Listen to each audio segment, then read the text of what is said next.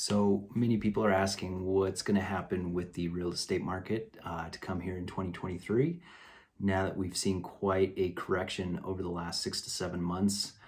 So I just wanted to give some data that I'm seeing and a little bit of reason to the rhyme. You're seeing a lot probably in the news saying the housing market's going to crash. It's down 10%. And part of it is true. I mean, we are down 10% from the peak of the market in May of this year. Part of that is seasonality. Usually the market goes down around 3 to 4% between May and September in our Denver metro area market. This year it's 10%. A lot of that is influenced by mortgage rates, which went from 3% to 7% in a 6-month period. That has never happened historically. So that really took affordability out of the window. So we don't really have a problem in the housing market with demand. What we have is an issue with affordability, and affordability is largely impacted by mortgage rates.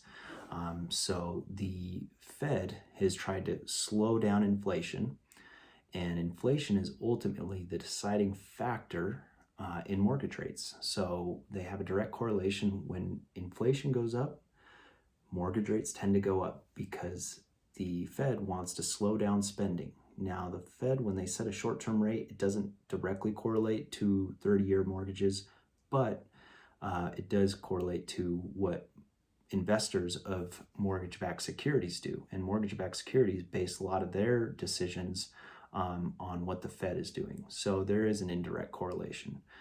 So when that rate goes up, obviously it impacts everybody's monthly payment, and buyers think more about buying that home. So then we see less purchases, prices start going down, and we have seen prices go down 10%, as I mentioned before. But what we're expecting is that when rates get down into like the 5.5% range, that's when demand starts coming back into the housing market. Now that's expected to happen around March or April of 2023.